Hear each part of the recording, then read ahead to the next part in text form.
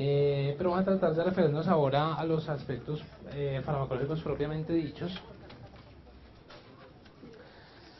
Entendemos el fármaco diurético todo aquel que va a aumentar la producción de orina por parte del riñón, ¿cierto? Eso es diuresis, efecto diurético. En ese orden de ideas, entendemos que el efecto diurético va acoplado al llamado efecto natriurético, es decir, aumento de la excreción de sal, ¿cierto? De sal y agua por parte del riñón, sabiendo que justamente estos iones son componentes fundamentales de la orina. Y a su vez vamos a encontrar que los fármacos diuréticos van a tener dos posibilidades para lograr esa acción farmacológica. Una, actuar directamente sobre las células de la nefrona, modificando la acción de algún transportador, como ya lo vamos a revisar, y la otra sería modificando de manera indirecta los contenidos del filtrado. Esa gráfica es muy importante, muy importante. Creo que por ahí tenemos un taller de repaso que ya tendremos la oportunidad de desarrollar para complementar un poquito el tema. Y es saber exactamente en qué punto de la nefrona actúa cada fármaco diurético. ¿Por qué creen que es importante saber eso? Porque cada parte de la tubo es una función distinta. Muy bien, porque cada parte o cada porción de la nefrona cumple con una función distinta, tiene algunas particularidades, y efectivamente el hecho de que un fármaco diurético actúe en uno u otro punto de la nefrona va a generar efectos diferentes sobre el paciente. Y ya lo estaremos detallando. Podemos decir a grosso modo que los inhibidores de la anhidrasa carbónica van a actuar a nivel del túbulo contorneado proximal.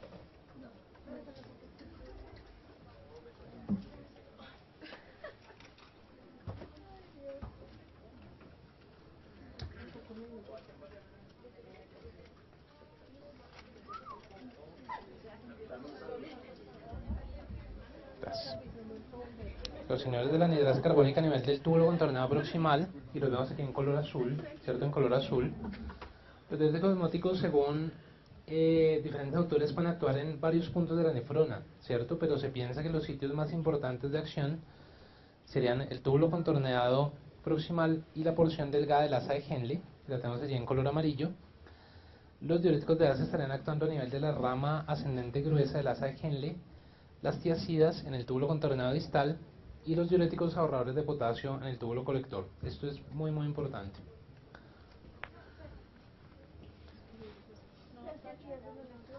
Las tiacidas en el túbulo contorneado distal.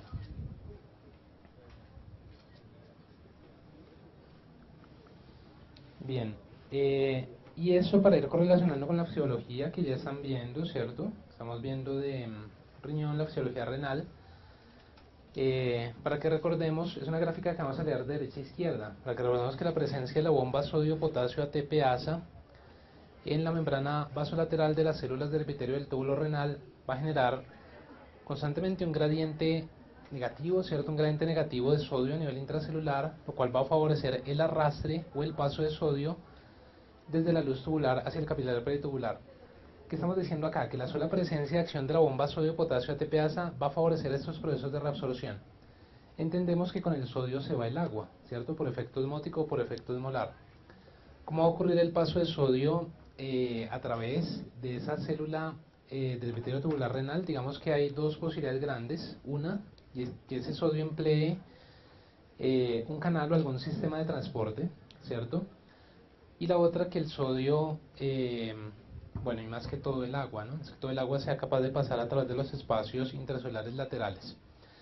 En cuanto al paso del sodio como tal, vemos que hay canales, ¿cierto? Canales de sodio, es una posibilidad. Que hay sistemas de simporte que estarían transportando el sodio junto con otro ion de carga contraria, es decir, un anión, para mantener la electroneutralidad. Y la otra posibilidad es que tengamos un sistema de antiporte en el que el sodio sería transportado en un sentido, un catión acompañante en el sentido contrario, manteniendo de la misma forma la electroneutralidad. Lo importante que debemos entender acá es que la presencia de la sodio-potasio ATPasa, la disminución de la concentración intracelular de sodio y la presencia de estos sistemas de transporte garantizan la reabsorción del ion, ¿cierto? Garantizan la reabsorción de sodio y garantizan que estas células del túbulo renal puedan cumplir con estas funciones de reabsorción. Evidentemente, cuando con nuestros fármacos diuréticos inhibimos estos sistemas de transporte, ya los vamos a revisar. Vamos a ver qué sistemas de transporte se inhiben exactamente y en qué puntos de la nefrona.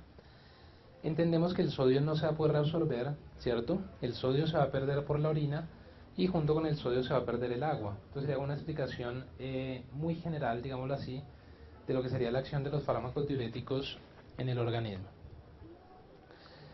Hablemos primero de los diuréticos de ASA, para irlos categorizando en cuanto al mecanismo de acción, el efecto terapéutico. Es decir, los diuréticos los clasificamos más que químicamente por el punto o el sitio exacto de acción en la nefrona, en el sentido de que eso nos va a determinar, por una parte, efectos farmacológicos distintos y segundo, acciones clínicas diferentes. Es decir, veremos que un diurético de ASA tiene un uso muy distinto al que puede tener un inhibidor de la anidrasa carbónica, por ejemplo, porque actúan en diferentes puntos de la nefrona. Digamos que los diuréticos de ASA van a ser los más eficaces de todos en cuanto a aumentar la producción de orina. Es decir, no existe otro grupo de diuréticos que aumente tanto la producción de orina como lo hacen los diuréticos de ASA. Casi todos son derivados de las sulfas. Ya miramos rápidamente las estructuras químicas y les muestro el grupo sulfa. Digamos que la importancia está relacionada con la posibilidad de que nuestro paciente pudiera tener alergia cruzada a estos compuestos. Me explico, de pronto el paciente nos dice: yo soy alérgico al Bactrim o al Bactrim F, que es el nombre comercial de un medicamento que tiene dos principios activos, trimetoprim y sulfametoxazol. Sabiendo que el sulfametoxazol es una sulfa, ¿cierto? Un antibiótico tipo sulfa, y que estos diuréticos son sulfas, el hecho de que el paciente tenga ese antecedente de reacción de hipersensibilidad contraindicaría el uso de estos medicamentos. Son tan eficaces que cuando sabemos que en condiciones normales hasta el 99% de la carga de sodio que sale en el filtrado glomerular es reabsorbida, ¿cierto? En condiciones normales sabemos que en presencia de estos fármacos hasta un 25% de ese sodio va a ser eliminado. Digamos que eso nos muestra a las claras la magnitud del efecto diurético y natriurético de estas moléculas. Por la misma eficacia tan grande que tienen, se han llamado diuréticos de techo alto, y ya lo explicamos un poquito mejor. Sí, por favor. O sea, ¿cómo funciona la nefrona? Claro, ya lo vamos a ver, ya detallamos el mecanismo de acción. Y para que nos vayamos familiarizando con los nombres, miren que la mayoría de ellos tienen la terminación en mida o en nida, ¿cierto? Furosemida es el más común, el que más vamos a manejar, ¿sí? Seguramente es el diurético de ASA más empleado en Colombia, pero en Colombia también tenemos bumetanida, torsemida, azoximida, piretanida, para que los conozcamos y estemos familiarizados. En farmacología es importante, ya te doy la palabra, que no solo conozcamos el grupo de medicamentos de la familia, sino que sepamos cuáles son los agentes representativos. Sí, por favor. Qué pena, o sea, pues no tiene nada que ver con el desembarco. Eso está, o sea, eso está cubierto en el post. Furosemida está en el post, los otros no. Sí, es una buena pregunta. Son compuestos distintos, o sea, míralos acá. Aunque todos ellos pertenecen a la misma familia, son diferentes, son fármacos diferentes. Si se dan cuenta, las estructuras químicas cambian. ¿Qué tienen ellos de similar? El mecanismo de acción. O sea, todos actúan de la misma forma, que ya vamos a explicar. Cambia la farmacocinética, ¿cierto? Cambia la farmacocinética y cambia de pronto lo que tú preguntabas, el post o el acceso, porque solo furosemida está incluido en el post. Este es el grupo sulfa que yo les mencionaba, ¿sí? Ese que tenemos acá, que es común a la gran mayoría de diuréticos de ASA, también a las tiazidas que vamos a revisar en un momento. Ahí está el sitio de acción, y lo veíamos en la gráfica inicial, color rojo, ¿se acuerdan? Rama ascendente gruesa del ASA de Henle. ¿Qué particularidad tiene esa porción de la nefrona? ¿Quién sabe? De pronto han leído, les han contado ya. Rama ascendente gruesa genera la absorción de solutos, pero es impermeable al agua. Muy bien, es impermeable al agua. Digamos que ese segmento de la nefrona es muy importante para que el paciente pueda concentrar la orina. ¿Por qué? Porque hace que el paciente pueda generar una médula intersticial, digamos, aumentar la tonicidad de esa médula renal, ¿sí? Por decirlo de alguna forma, porque permite el paso de solutos, pero no deja pasar el agua. En el momento en que estos fármacos impiden el paso de solutos por la inhibición de este cotransportador, no solo hacen que esos iones sean excretados ahora en mayor proporción, sino que el paciente empieza a tener una orina diluida. ¿sí? Digamos, mayor producción de orina, pero es una orina que ahora va a estar diluida también. ¿Cuál es puntualmente el mecanismo de acción? Inhibición del cotransportador sodio-potasio 2-cloro o 2-cloruro presente en la membrana luminal de las células del epitelio tubular de la rama ascendente gruesa del asa de Henle. Ahí tendremos el mecanismo de acción, inhibición del cotransportador sodio-potasio 2-cloruro. Lo que hemos dicho es un segmento que es permeable a solutos, pero es impermeable al agua. Pero bueno, que estas presentaciones son de ustedes, ¿no? Esta ya debe estar en Moodle, si no llegar a estar, pues yo se las puedo facilitar sin ningún problema. O sea, no tienen que afanarse ahora tanto por copiar, sino más por entender lo que estamos diciendo acá. Y si tienen alguna pregunta, la pueden hacer en cualquier momento. Algo muy importante, fíjense que, y me adelanto un segundo la gráfica para que nos quede más claro. Ese sería el cotransportador, ¿cierto? El que está ilustrado en color rojo, que reabsorbe sodio, potasio y cloro. ¿Qué pasará con la excreción de estos iones si nosotros estamos inhibiendo este transportador con furosemida, por ejemplo? Con la excreción. ¿Ustedes creen que ahora se van a reabsorber mejor o se van a perder más por la orina? Exacto, se van a perder más por la orina. Entonces digamos que, y de manera de mnemotecnia les dejo este dato, los diuréticos de asa generan, podemos decir, hipotodo, ¿sí? Digamos disminución de prácticamente todos los electrolitos plasmáticos de interés. Los diuréticos de asa generan hiponatremia, ¿cierto? Hipocloremia, hipocalemia, que es la misma hipopotasemia. Adicionalmente vemos que hay un transporte paracelular de magnesio y de calcio que está relacionado con la generación de un gradiente eléctrico positivo de más 10 milivoltios que depende de que ese transportador pueda funcionar. En el momento que el transportador no funciona adecuadamente se ve afectado este gradiente eléctrico y se ve comprometida también la reabsorción de magnesio y de calcio. Digamos que ya no es tan positivo, seguramente ya no es tan positivo. Pensaría que alcanza un valor neutro, eventualmente negativo, que fíjate que de alguna forma compromete la reabsorción de estos cationes. En pacientes tratados con diuréticos de asa se pierde magnesio y también se pierde calcio. O sea, se pierden, como les decía, todos, me atrevería a decir que todos los electrolitos plasmáticos de relevancia clínica. Entendemos además que si el sodio no se puede reabsorber adecuadamente en esa porción de la nefrona, llegará entonces más sodio a sitios más distales en la nefrona, incluido el túbulo colector.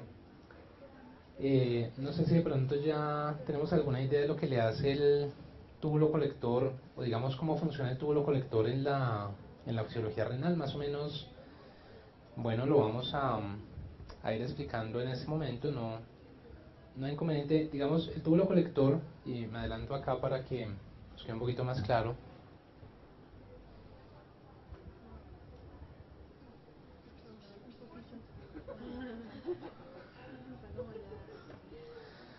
El túbulo colector tiene la posibilidad de reabsorber sodio. Digamos que él es el sitio de la nefrona que le va a hacer los últimos ajustes a esa orina que se está produciendo, ¿cierto? Los últimos ajustes. Lo primero que vamos a ver del túbulo colector es que es operado por una hormona que se llama aldosterona, ¿sí? La función de ese túbulo depende de una hormona que se llama aldosterona. Y segundo, que él sí es capaz de reabsorber sodio, pero solo a expensas de perder potasio. O sea, cada vez que él reabsorbe un ion de sodio, miren, una célula de estas del túbulo colector se pierde un ion de potasio. Dicho de otra manera, la única forma en la que el túbulo colector puede reabsorber sodio para hacerle los ajustes finales a la concentración de sodio, acordémonos que el riñón va a funcionar como una especie de, digamos, regulador, ¿cierto?, de la osmolaridad, y acordémonos que en el caso de la presión arterial es el regulador a largo plazo más importante de la presión arterial, el órgano regulador a largo plazo más importante de la presión arterial. Ese ajuste final que le puede hacer el túbulo colector al sodio es a expensas de perder potasio. La pregunta es, ¿qué creen ustedes que le pasa ahora, o qué va a hacer el túbulo colector ahora que está recibiendo más sodio que la rama ascendente gruesa del asa de Henle no pudo reabsorber por el diurético de asa? No lo puede perder todo. Muy bien, pierde mucho potasio. Entonces miren que esa es una explicación adicional por la cual los diuréticos de asa llevan a hipocalemia, ¿sí? Eso es importante. Esa explicación que les acabo de dar también es válida para las tiacidas. Las tiacidas pueden llevar a los pacientes a hipocalemias profundas y la explicación principal propuesta es la mayor entrega de sodio al túbulo colector que sí es capaz de reabsorber ese sodio, tratando de compensar, digamos, esa deficiencia en la reabsorción de sodio en porciones más proximales de la nefrona, pero lo hace a expensas de perder potasio. Veremos además que cuando se pierde potasio, ¿cierto? Cuando se pierde potasio a nivel del túbulo colector se pierden hidrogeniones. Digamos que allí el transporte de las dos moléculas está acoplado. ¿Qué nos quiere decir eso? Que esa hipocalemia va ligada a alcalosis metabólica, que sería el desequilibrio ácido básico principal en pacientes que reciben diuréticos de asa y diuréticos tiacídicos. Hipocalemia con alcalosis metabólica, porque se pierden hidrogeniones. Por favor. Siempre, o sea, siempre va a llegar hasta a una hipocalemia y llegar a una alcalosis metabólica. Es muy buena tu pregunta. Aquí dicen que si eso siempre va a ocurrir.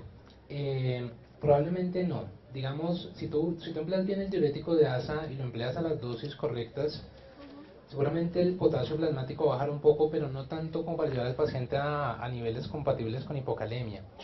Ya si de pronto tú manejas una dosis más alta de la recomendada, ¿sí? O combinas un diurético de asa con una tiacida, es más probable que esto llegue a aparecer, ¿sí? Es más factible, pero no es que siempre vaya a ocurrir. Ahora que de pronto tú arrancaste el tratamiento y tu paciente estaba en 5 de potasio, ¿sí? 5 miliequivalentes por litro, y tú le hiciste un potasio inicial. Es posible que, no sé, a la semana o 2 semanas de tratamiento se haya bajado de pronto a 4.5 o a 4, eso es perfectamente esperable.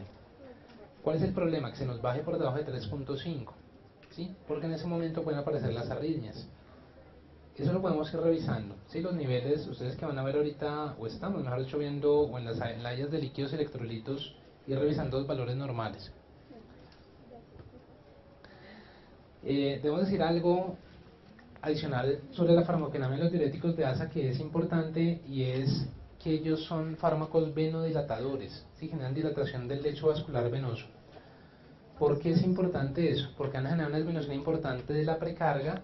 Ya te doy la palabra disminución, que es de importancia en el manejo de pacientes con falla cardíaca. ¿Qué les estoy queriendo decir? Uno piensa en un paciente con una falla cardíaca congestiva, digamos que ya tiene comprometida la función de ambos ventrículos o de las dos mitades del corazón. Digamos que en la fisiopatología de la falla cardíaca hay dos fenómenos importantes: una activación simpática refleja por un lado, y por otro una activación compensatoria que termina siendo patológica porque es exagerada, del eje renina-angiotensina-aldosterona. ¿Cuál es el punto? Estos pacientes se alivian, ¿cierto? Se van a mejorar cada vez que uno es capaz de reducirles la precarga, ¿sí? También la poscarga, porque los dos, tanto la precarga como la poscarga, son determinantes del trabajo miocárdico. Digamos que el efecto diurético per se genera disminución de la precarga. ¿Por qué? Porque nos va a generar, ya les doy la palabra, disminución de la volemia, disminución del volumen circulante efectivo y disminución de la precarga. Ya les doy la palabra. ¿Cuál es el tema? Que se llama, nosotros somos capaces de vasodilatar, ¿cierto? El lecho vascular venoso, y hacer que el ventrículo tenga ahora que manejar un menor volumen, ¿cierto? Un menor volumen de sangre, digámoslo así. Eso va a mejorar el desenlace o los desenlaces en estos pacientes. Por favor. Pero eso no sería a su vez contraproducente, porque al causar hipovolemia va a generar aumento de ADH, y al aumentar ADH también va a aumentar la serie y va a generar aumento de agua y va a generar aumento de sangre. Está perfecto. Es muy buena pregunta que están diciendo. Y si se genera hipovolemia, ¿eso no termina siendo más dañino que benéfico? Claro. La idea es que el diurético de asa tú lo vas a emplear no para llevar al paciente a hipovolemia, porque si no él seguramente tu paciente te va a compensar todo eso, y lo puede compensar tanto que puede terminar peor que antes del inicio del tratamiento. La idea es que uno tendría que hallar la dosis óptima que no lleve al paciente a disparar tanto esas respuestas compensatorias. La otra posibilidad que tú tienes es que si tú ves que el paciente te está compensando, digamos él está generando, ¿qué les digo yo? Sí, estamos hablando de falla cardíaca, y sabemos que como consecuencia de esto hay una activación todavía mayor del eje renina-angiotensina-aldosterona, y eso lo veremos en su momento. Hay la posibilidad de que tú combines un inhibidor de la ECA Sí, claro, eventualmente hasta un antagonista de la ADH, exacto. Por aquí habían preguntado algo más. Sí, por favor. Qué pena, es que yo no sé qué es la precarga. La precarga te lo voy a explicar en términos sencillos, ¿sí? Seguramente los pruebas de fisiología nos pueden regalar una mejor definición. Para mí la precarga es como el volumen de sangre que tiene que manejar el corazón, la cantidad de sangre que tiene que manejar el corazón. Si tú eres capaz de generar una redistribución de ese volumen hacia las venas, el corazón va a trabajar menos. Que básicamente eso es lo que hacen los diuréticos de ACE en falla cardíaca. Me explico, y ahorita lo vamos a ver al final. Hay un grupo de diuréticos que se llaman osmóticos como el manitol. ¿Qué hacen ellos? Arrastrar agua o líquidos desde el intersticio hacia el compartimento intravascular. Cuando uno los usa, los pacientes entran en estado de hipervolemia transitoria, el corazón tiene que manejar volúmenes más altos, ¿cierto? Mayor precarga, y esos diuréticos, paradójicamente se ha visto, bueno, al final no es paradójico si uno entiende el mecanismo, pero finalmente se ha visto que ellos empeoran la falla cardíaca, ¿sí? Los diuréticos osmóticos. O sea, yo lo diría así, ¿sí? Yo lo entendería de esa forma. El volumen de sangre que tiene que manejar el corazón. Eso. ¿Hay otra pregunta? ¿No? Bueno.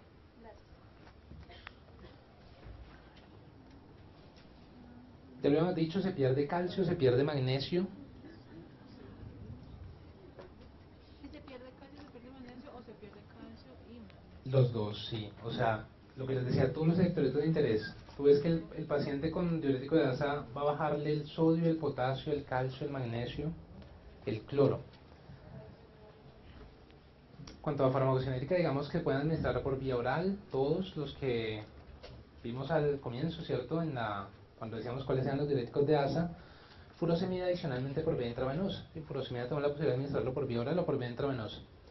Una vez en el plasma se van a unir mucho las proteínas, más del 95%, y estamos adelantando un poquito a lo que vamos a seguir viendo en función terapéutica, la parte de excreción, pero no importa, no nos vamos a enredar con eso. Ellos son eliminados, ¿cierto? Por procesos de secreción tubular a nivel del túbulo contorneado proximal, un transportador que vamos a revisar ahora en la tarde, es el transportador de ácidos orgánicos. Cuando revisamos la disposición o la eliminación de un fármaco, encontramos que básicamente hay dos posibilidades: que el fármaco sea metabolizado y posteriormente excretado, o que sea directamente excretado. Los diuréticos de asa tienen los dos mecanismos de eliminación, o sea, en parte son metabolizados y luego excretados, aunque un porcentaje importante del fármaco intacto se puede excretar directamente por el riñón. Esta es la enzima de la cual yo les hablaba ayer, la CYP, que es una de las enzimas importantes en el metabolismo de fármacos, incluidos los diuréticos de asa. Competiría, por ejemplo, también con la excreción del, no sé, de la urea o el ácido úrico al meterse también en eso y generar gota una vaina. Sí, es una pregunta excelente. Lo vamos a ver ahorita que hablemos de las reacciones adversas. Los diuréticos de asa y las tiazidas llevan a hiperuricemia. Y el mecanismo más importante que se ha descrito es el que tú estás mencionando, que es competencia. Está perfecto, es competencia por por ese transportador, el transportador de ácidos orgánicos del túbulo contorneado proximal. Ese mismo lo utiliza el ácido úrico. Lo que tú ves es que en estos pacientes sí se eleva el ácido úrico, y si tienen gota no se pueden emplear estos medicamentos. Exacto. Aquí está la farmacocinética de la furosemida. Me parece importante recordarles que la vida media es corta. La vida media, hagamos de cuenta, es como el tiempo de permanencia de un fármaco en el organismo. Es tan corta que hace que vamos a manejar furosemida en esquema 2 a 3 veces al día. Ese mensaje sí se los quiero dejar desde ya, porque es un error de medicación frecuente que uno ve en los hospitales, y es que dosifican furosemida en esquema de una vez al día. No está bien, 2 o 3 veces al día, porque la vida media es corta. Bueno, ¿para qué nos sirven los diuréticos de asa? Para manejar estados de sobrecarga de sal y agua, podríamos decirlo de esa manera, como un edema pulmonar agudo, una falla cardíaca, una cirrosis hepática que se ha complicado con ascitis, un síndrome nefrótico o una falla renal crónica. ¿Qué tienen en común todas estas patologías? Que el paciente está haciendo edemas, ¿sí? ¿Tenemos claro todos qué son edemas? Eso, hinchazón, ¿cierto? Hinchazón, el paciente está reteniendo líquidos. Los diuréticos de asa nos van a ayudar para eso. También nos sirven para manejar la hipertensión arterial. Tradicionalmente se han manejado más las tiazidas dentro de los fármacos diuréticos para esa indicación, pero los diuréticos de asa también funcionan en esta entidad. Manejo de la hipercalcemia aguda porque vemos que estos diuréticos generaban disminución de la calcemia y al favorecer, ¿cierto? Al favorecer la eliminación de otros fármacos por el riñón y por la orina, digamos que empleamos como coadyuvantes en el manejo de algunas intoxicaciones medicamentosas. Bien, esa sigla que la van a ver mucho en nuestras diapositivas que dice RAM quiere decir reacción adversa al medicamento o efecto adverso al medicamento. Aquí es una pregunta muy interesante porque decían, bueno, ¿por eso le va a ocurrir a todos los pacientes? Realmente no, pero entendemos que en la medida que nosotros empleemos una dosis más alta de diurético de asa o que haya factores de riesgo adicionales, como usar otro medicamento que genere los mismos efectos o que nuestro paciente per se ya esté deshidratado, por ejemplo, no sé, yo estoy manejando un paciente con falla cardíaca y el paciente hizo una gastroenteritis viral y empezó con diarrea, ¿cierto? Diarrea, y a mí realmente se me olvidó advertirle al paciente que mientras estuviera cursando con diarrea evitara tomar el diurético. Realmente no tuvimos en cuenta darle esa recomendación.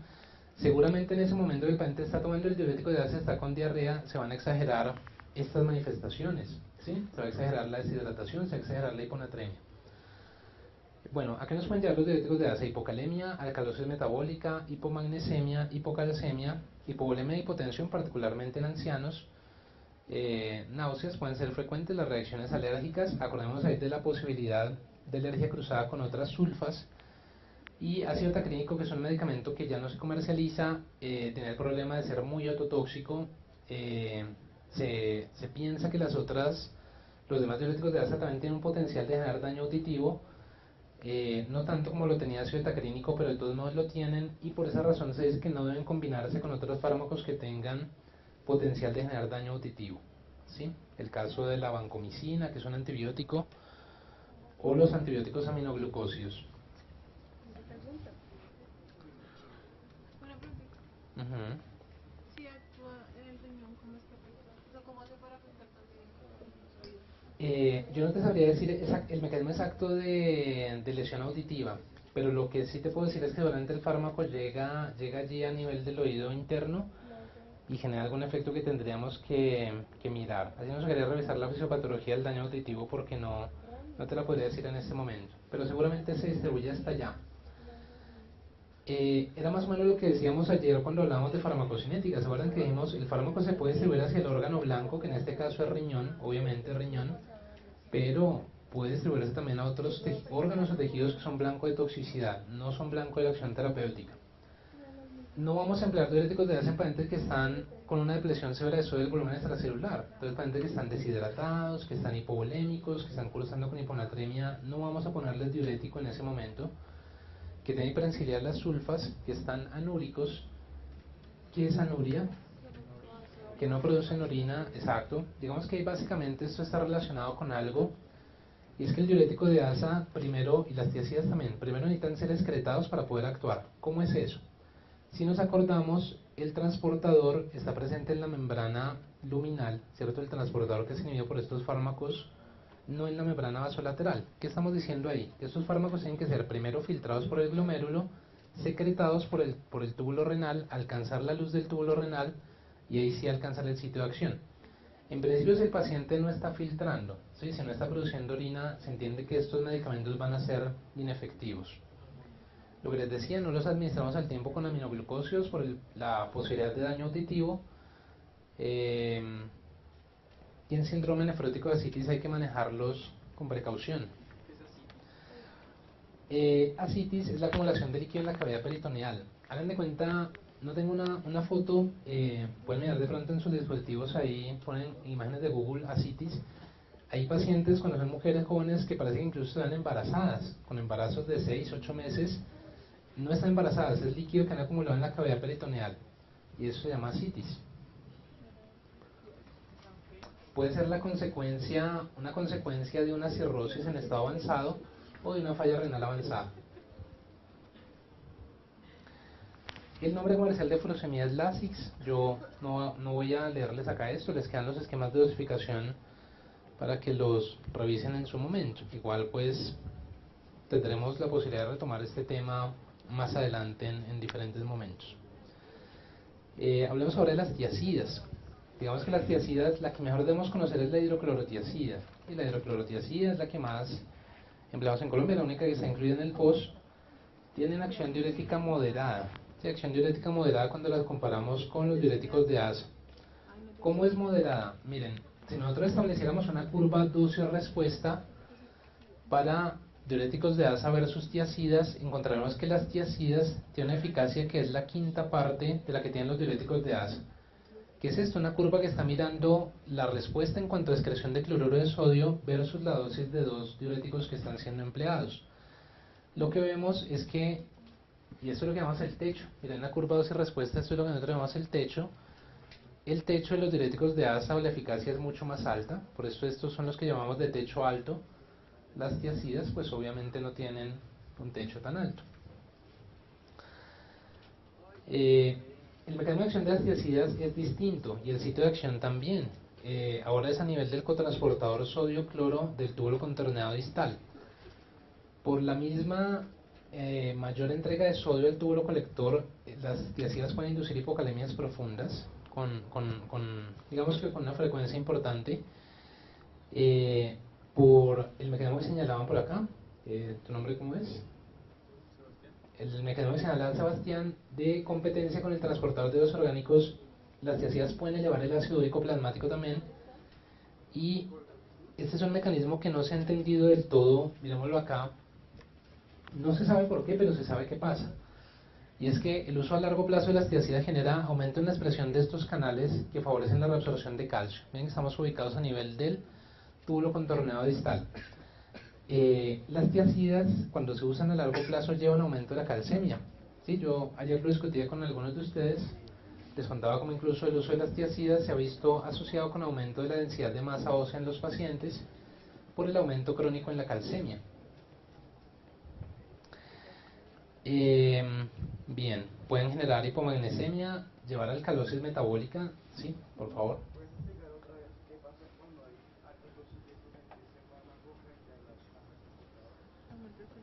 Pero tú dices acá, en esta imagen, digamos, lo que tú tienes de manera directa, digámoslo así, es inhibición del transporte de sodio y cloro, porque está inhibido el cotransportador sodio-cloro. Entonces este está en color rojo. ¿Qué pasa? Sodio y cloro se van a perder ahora en mayor proporción por la orina. Como tú le vas a entregar más sodio al túbulo colector, él trata de ajustar eso. Él reabsorbe sodio, pero a expensas de perder potasio. Entonces las tiacidas también llevan a hipocalemia. Y decíamos que en pacientes tratados a largo plazo, tratados crónicamente con tiacidas, aumenta la expresión de estos canales de calcio que tenemos acá. Eso lleva a aumento de la calcemia en pacientes que tú manejas con tiacidas por cuestión de varios años. ¿Sí? Se ha visto que el uso de las tiacidas es un factor protector para la osteoporosis. ¿Sí? Es un factor protector. No está probado como tratamiento de la osteoporosis, pero es un factor protector, digamos, para en cuanto a lo que sería el riesgo de fracturas o complicaciones relacionadas con esta enfermedad.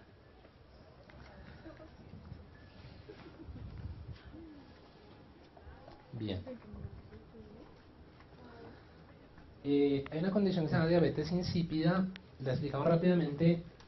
Cuando decimos que un paciente es diabético, diabetes en realidad la definición original quiere decir como poliuria, que es como orinadera. El paciente orina mucho. Nuestros colegas de la antigüedad probaban la orina, ¿cierto? Entonces, si les sabía dulce, hablando de una diabetes mellitus.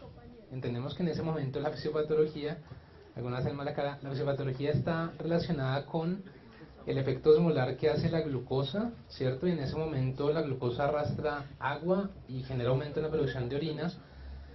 Pero la diabetes también puede estar relacionada con una acción deficiente de la hormona antidiurética. En ese momento nosotros hablamos de diabetes insípida.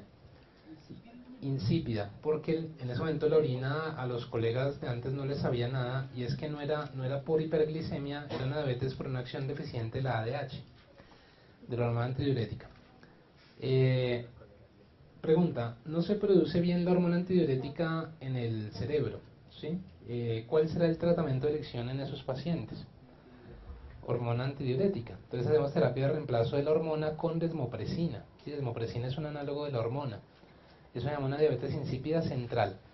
Cuando la hormona antidiurética se produce bien, pero el riñón se ha hecho resistente a la acción de esa hormona, hablamos de una diabetes insípida nefrogénica. ¿cierto? Nefrogénica, que tiene un tratamiento que es complejo hasta cierto punto. Sin embargo, los diuréticos tiazídicos van a servir para el manejo de la diabetes insípida nefrogénica por un mecanismo que no se ha explicado hasta el momento. ¿Qué es lo que les estoy diciendo acá? ¿Qué quieren evitar en estos pacientes? Que orinen tanto y se deshidraten, ¿sí? Porque ellos viven con la poliuria, hipotensos y, bueno, toda la complicación. Cuando uno emplea en ellos tiazidas, paradójicamente empiezan a orinar menos. O sea, un diurético que en ese contexto genera efecto antidiurético. No les puedo dar la explicación de por qué pasa eso, pero les puedo decir qué ocurre.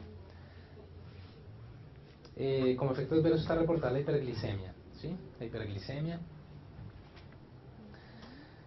Y lo que les decía, es el que mejor debemos conocer. Vía oral únicamente, el inicio del efecto es a la hora, la vida media de 8 a 12 horas. Este medicamento sí se puede administrar en esquema una vez al día, y la eliminación es fundamentalmente renal.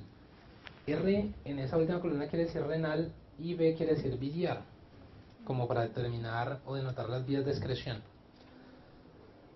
¿Para qué nos sirven las tiazidas? Más o menos para lo mismo que nos servían los diuréticos de ASA, pero con menor eficacia. Es decir, ya no tienen la misma capacidad de generar efecto diurético y natriurético que la que tenían los de ASA, ¿cierto? Pero sirven más o menos para las mismas cosas. Entonces, coadyuvante en estados edematosos, incluida la falla cardíaca. Miren que aquí la tenemos, falla cardíaca leve.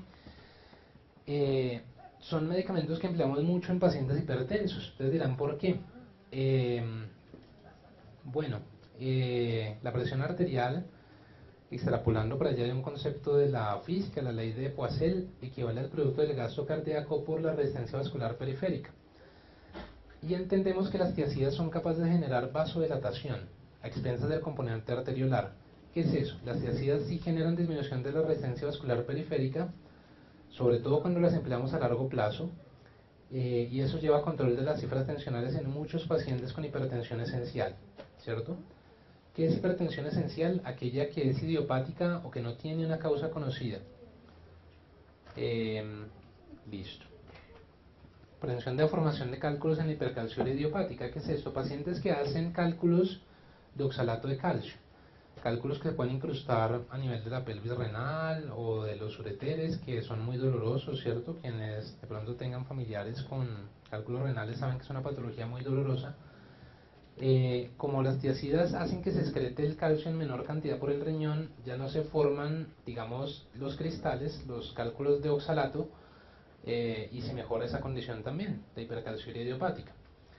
Diabetes insípida nefrogénica, ya hemos explicado por qué. Bueno, no hemos explicado por qué, pero hemos explicado que sirven para eso. Y la osteoporosis no es una indicación aprobada en Colombia, tampoco en Estados Unidos por la FDA. Que uno diga, yo empleo una tiazida para manejar osteoporosis, pero lo que sí les puedo decir es que mejora esa condición y disminuye el riesgo de fracturas asociados a esa condición.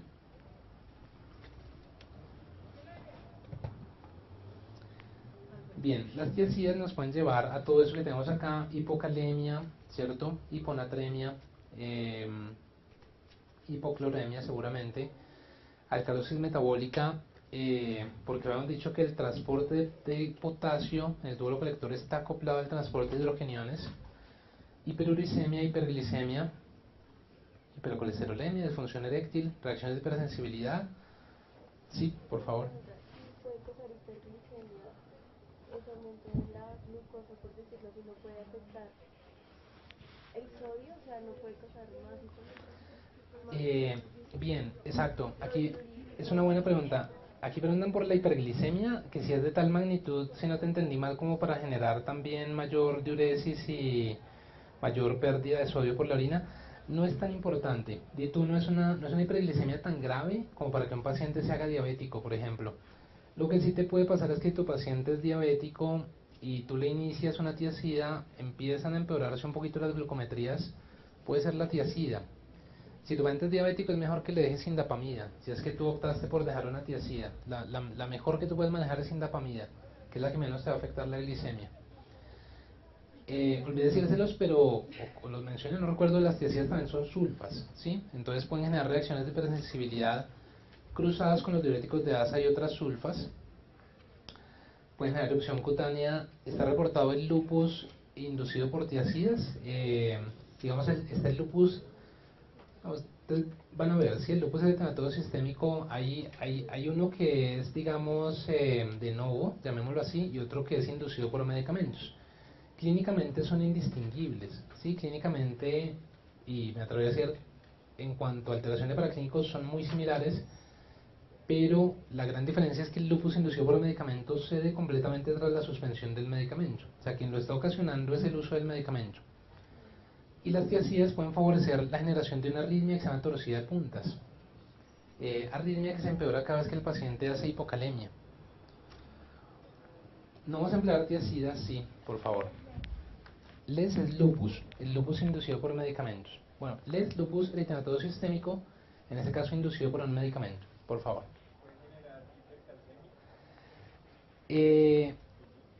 Di tú, lo que se ha visto, es una muy buena pregunta, lo que se ha visto es que, por ejemplo, tu paciente tiene un hiperparatiroidismo que no se ha manifestado clínicamente, sí, pero está ahí latente, digamos así, el hiperparatiroidismo. Tú le inicias la tiacida, en ese momento el paciente puede ser una hipercalcemia patológica, porque tú estás desenmascarando ese hiperparatiroidismo.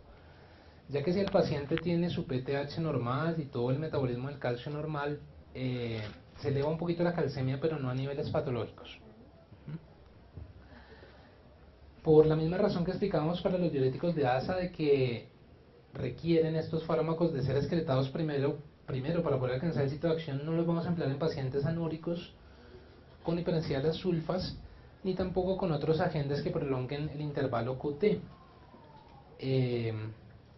Estamos, ¿cierto?, en la parte que aprendiendo lo que es el electrocardiograma, ¿cierto?, y los intervalos.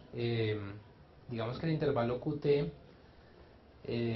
¿tenemos ya claras las ondas del electrocardiograma o no mucho? Les cuento por encimita y ya lo vamos a profundizar en el curso, pero digamos que son como unos picos, ¿sí? Unos picos, unas onditas que tenemos allí, y hay uno muy importante que llamamos el QRS que habla de la despolarización ventricular, y más adelante aparece una onda como una colina, esa onda T, que nos habla de la repolarización. Nosotros podemos medir el intervalo entre la onda Q y la onda T, y eso se llama el intervalo QT. Tiene unos valores normales en milisegundos. ¿Cuál es el problema de que se prolongue demasiado? Que eso puede predisponer a ciertas arritmias como la torcida de puntas. Entonces la idea es que no vamos a combinar tiacidas con otros agentes que nos prolonguen ese intervalo QT en el electrocardiograma. No se preocupen si hay muchas cosas que de pronto yo les digo ahora que no son tan claras para todos, porque igual las vamos a estar retomando en el curso. Y lo que decía, o sea, el tema de diuréticos seguramente lo vamos a estar retomando en diferentes puntos de la carrera, pues cada vez con un nivel mayor de profundidad. Los diuréticos ahorradores de potasio, digamos que básicamente ellos van a impedir la acción de la aldosterona a nivel del túbulo colector. Aldosterona que habíamos dicho que hacía ¿qué? ¿Quién se acuerda?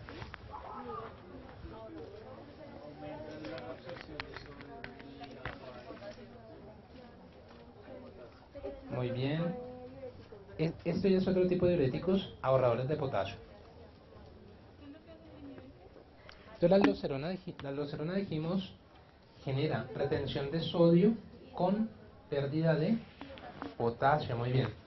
Y entonces si yo inhibo la aldosterona, ¿qué pasará ahí con el sodio y el potasio? ¿Cómo será eso? Pues se perderá sodio. Muy bien, empiezo a perder sodio, pero empiezo a retener potasio. Por eso estos fármacos se conocen como ahorradores, ¿cierto? Ahorradores de potasio. ¿Se podría con una tiacida y así evitar la pérdida de potasio? Exacto, miren, aquí acaban de decir algo muy muy importante. De hecho uno le teme mucho la hipocalemia, ¿sí? Es una de las complicaciones más temidas del uso de diuréticos de ácido y diuréticos tiacídicos. Una forma sencilla de evitar la hipocalemia es colocándole al paciente un diurético ahorrador de potasio. Digamos que es algo que de hecho se hace frecuentemente en la clínica. ¿Sí? ¿Con el otro? Sí, tú le colocas el otro, le pones el otro. Yo sé que de pronto eso les suena raro, ¿sí? Añadir un medicamento para evitar una complicación, pero en este caso créanme que está justificado.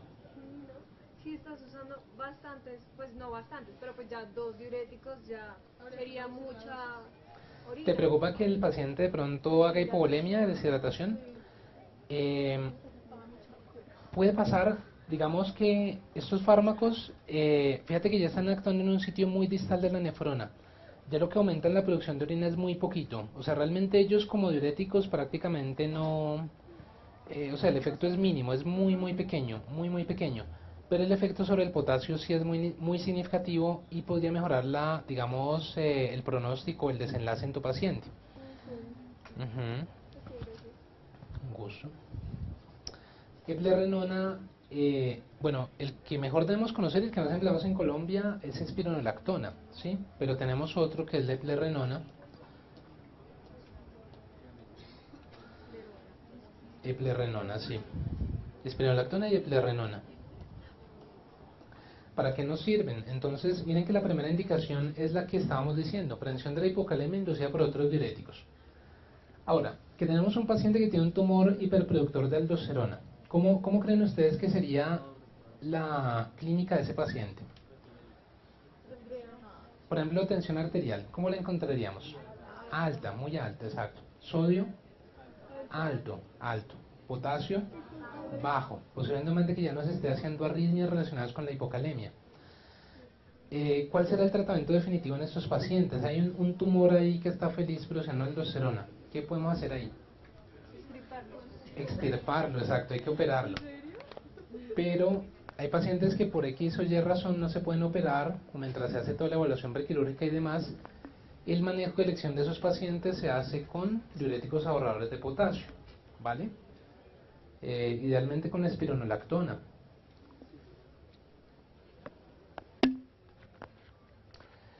Y tenemos una serie de condiciones que están asociadas también con hiperaldosteronismo. O sea, no es que el paciente tenga de entrada elevada la aldosterona, sino que como consecuencia de esa enfermedad se aumenta la aldosterona. Ejemplos de esa condición incluyen la cirrosis complicada con ascitis. ¿Qué pasa en estos pacientes? Que dijimos, van como embarazados, ¿no? O sea, han acumulado tanto líquido en la cavidad peritoneal que llegan a aparecer con ese embarazo, o sea, se ha formado un tercer espacio, digámoslo así. Obviamente ese líquido se está perdiendo de alguna parte y esa alguna parte incluye el compartimento intravascular. ¿Cómo creen ustedes que sensan los barorreceptores la presión arterial en estos pacientes?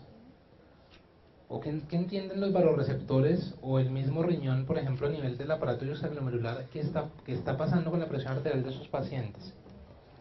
Que está baja, claro, porque es la teoría del subllenado.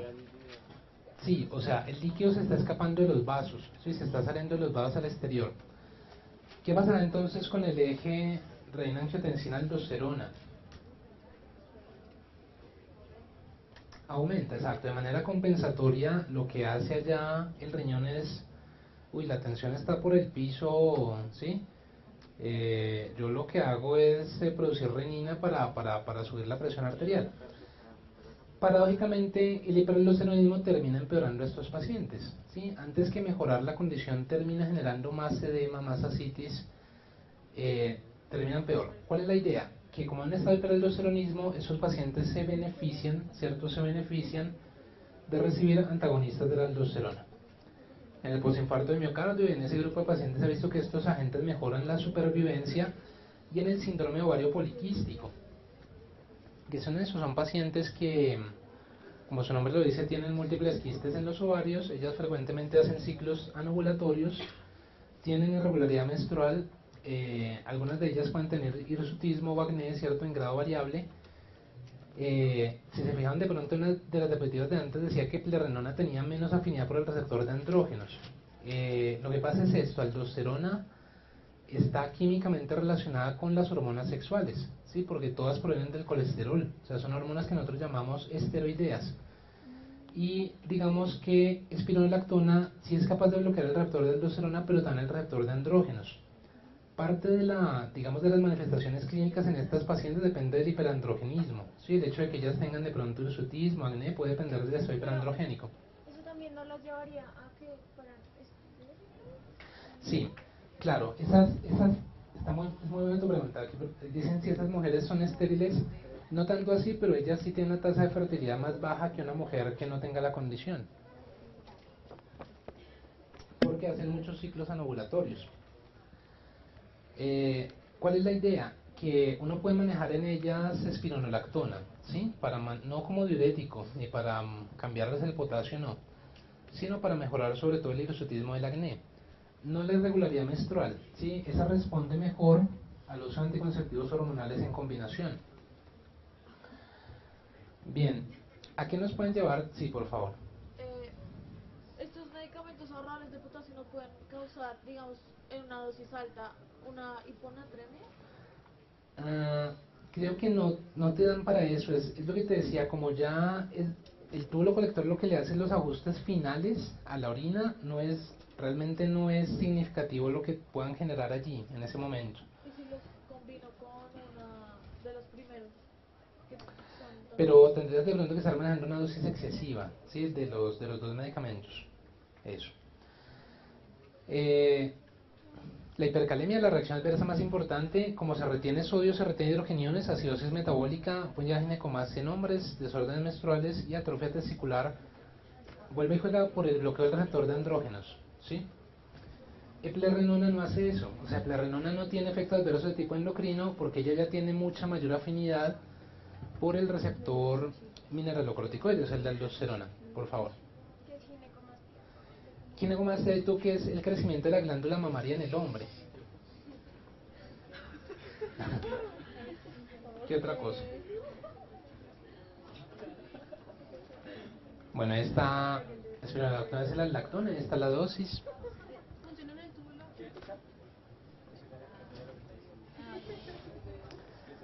Bueno, ¿ustedes cómo están de tiempo? Porque es que ya son las 11. ¿Podemos trabajar 10, 15 minuticos más? ¿Sí? ¿No hay problema? Eso, entonces trabajamos 15 minuticos más para ver si nos queda visto el tema, si no tomamos unos minutos de la clase de la tarde para terminar de revisar el tema. ¿Los ahorros de potasio dónde trabajan? Los ahorros de potasio trabajan en el túbulo colector. Miren que los que habíamos visto hasta acá, espironolactona y eplerenona, eran antagonistas del receptor de aldosterona. Pero hay otra posibilidad por la que nosotros podemos lograr el mismo efecto a nivel renal, que no es bloqueando el receptor de aldosterona, exacto, sino el canal de sodio de la membrana luminal. Miren, espironolactona actuaba acá, en un receptor intracelular, que es este, que aparece en color amarillo, que se llama el receptor mineralocorticoide.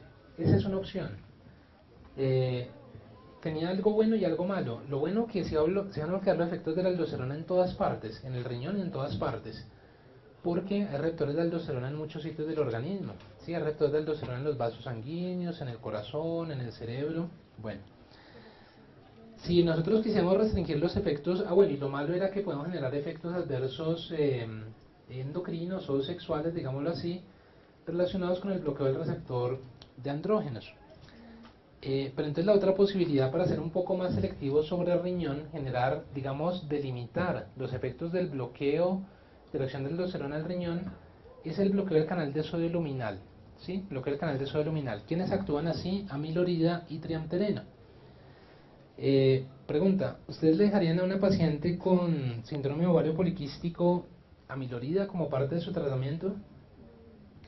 No, porque estos fármacos, no les tengo aquí las estructuras, pero créanme que químicamente son muy distintos. Ellos ya no actúan sobre el receptor de andrógenos, o sea, ya no tienen nada que ver con el receptor mineralocorticoide.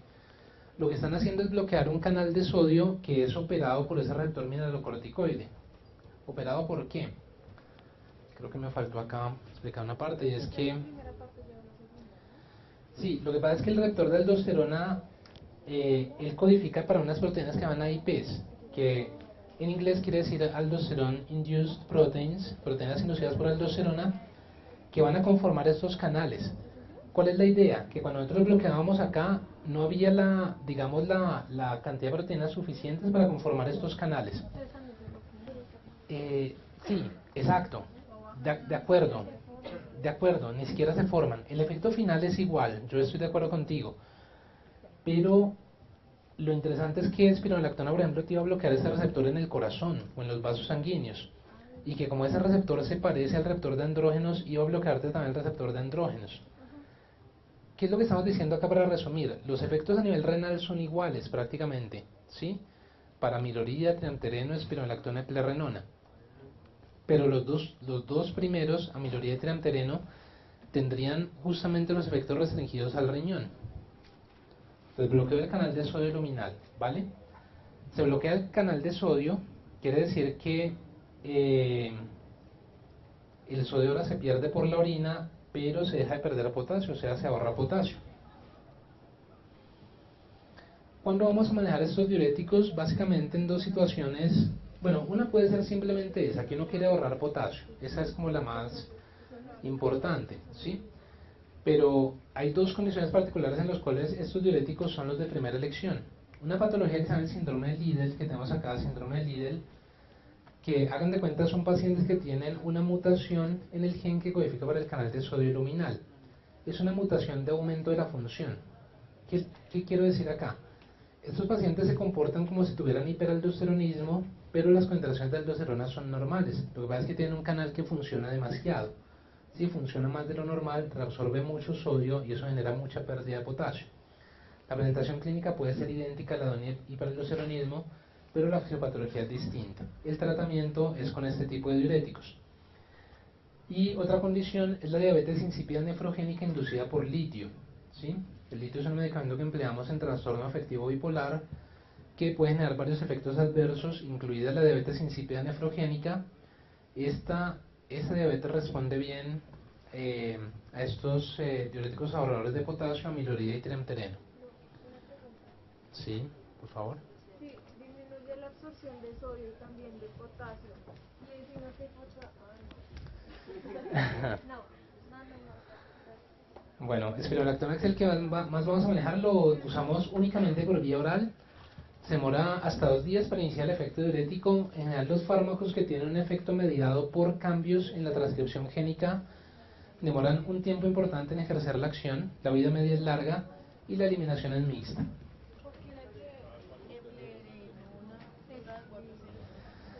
La eplerenona dura de 4 a 6 porque químicamente es distinta. Yo no te tengo acá la estructura, seguramente ella primero puede ser una molécula más polar, es posible. En general las moléculas que son más polares se distribuyen menos y se eliminan más fácilmente del organismo.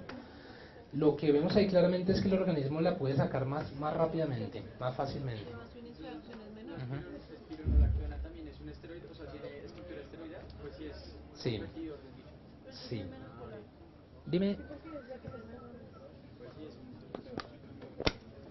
Es muy buena tu pregunta. Nos toca mirar las estructuras a ver qué podemos ver allí de distinto para de pronto generar una hipótesis de por qué se elimina más rápidamente eplerenona. Sí, por favor.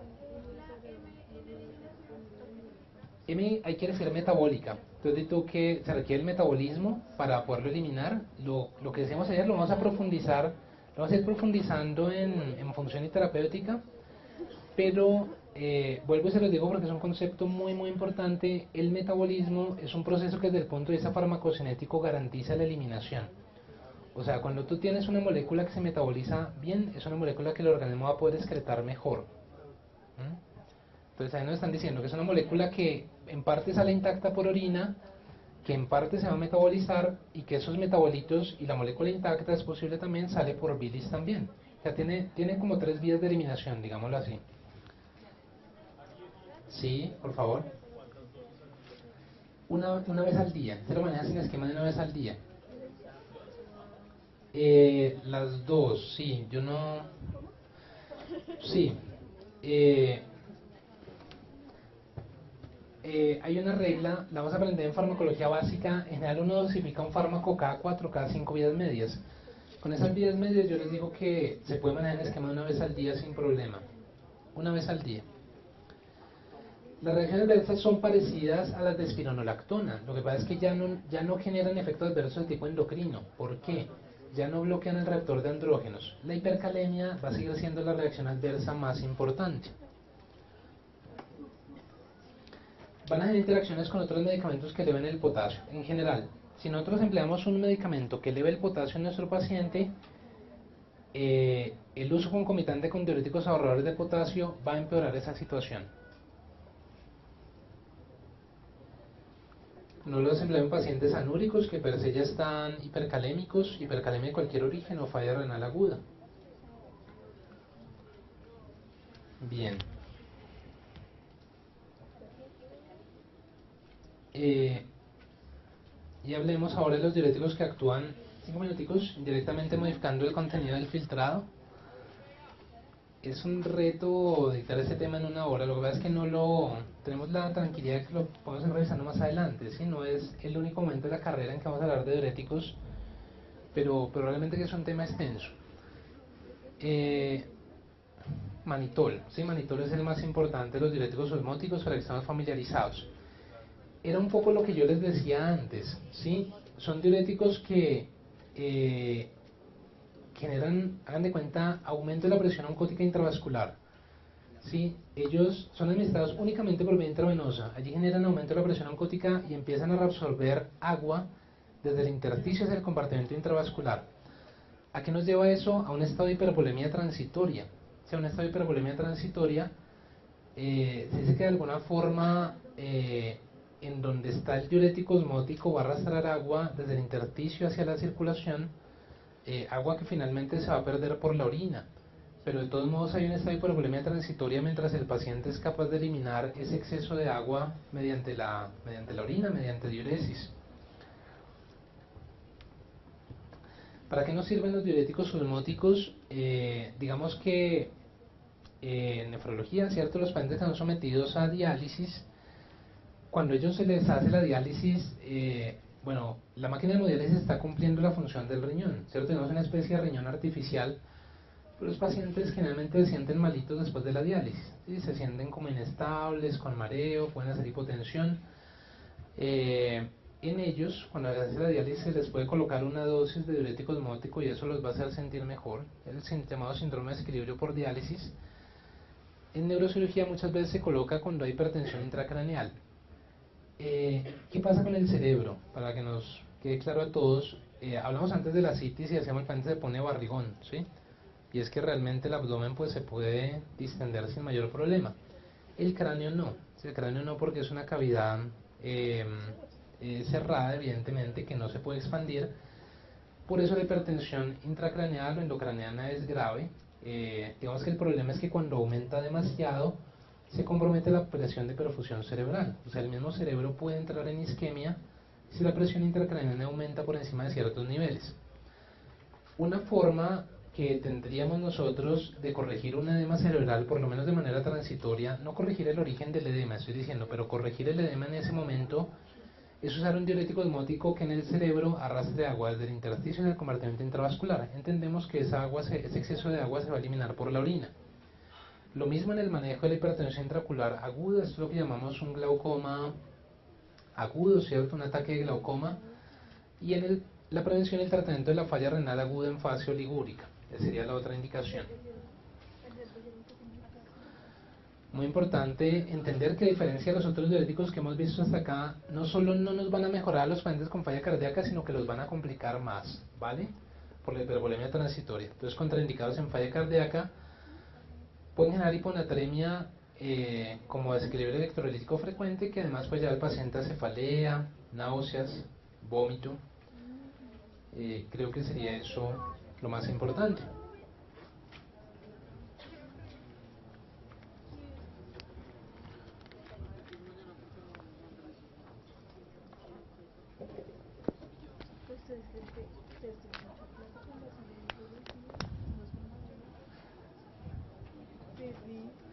Tengo una pregunta. Sí. ¿Por qué trombosis? Yo pensaría que esto está relacionado con tal vez cuando se coloca por vía intravenosa la urea, genera titula lesión endotelial asociada a la urea, puede predisponer o favorecer a eventos trombóticos. ¿Qué les puedo decir? Cuando uno usa un medicamento por vía intravenosa, una complicación frecuente es la flebitis, o sea que se le inflama el trayecto venoso al paciente, eso es relativamente frecuente. Seguramente cuando el daño endotelial es mayor y hay la exposición de colágeno subendotelial, eso puede llevar a una trombosis, ¿cierto? Ya una trombosis importante. Para la urea pues está reportado ese fenómeno. Urea, en Colombia, a mi entender, lo que más empleamos es manitol. ¿Dónde actúan los diuréticos osmóticos? Exacto. supone que las nefronas estarían actuando en todos los puntos, porque si te fijas, ellos son filtrados por el glomérulo y no son reabsorbidos por los túbulos renales. Pero digamos que en la literatura suelen decir que el sitio más importante de acción sería el asa de Henle, ¿sí? Túbulo proximal, asa de Henle, túbulo contornado distal, digamos que prácticamente toda la nefrona, pero parece que el sitio de acción más importante es el asa de Henle. ¿Por qué no podemos hablar en ese momento de un sitio de acción específico? Porque estos fármacos no actúan sobre ningún transportador. No era lo que pasaba con los diuréticos de asa, por ejemplo las tiacidas, ¿sí? O los mismos ahorradores de potasio. Estos son fármacos que nosotros decimos, y así está definido en farmacología, actúan mediante un mecanismo de acción que es de carácter físico-químico, o sea, no es mediado por receptor. Ellos lo que hacen es generar un aumento transitorio de la presión oncótica intravascular u osmótica intravascular, y de esa forma generan sus acciones farmacológicas. Bien, entonces si les parece dejamos por acá, como para no cansarlos y saturarlos más de información por ahora, y nos vemos en la tarde, terminamos de revisar el tema y vemos el tema de paso a través de membranas, que es bonito, es sencillo, lo vamos a trabajar con la doctora Telles. Bueno, muchas gracias.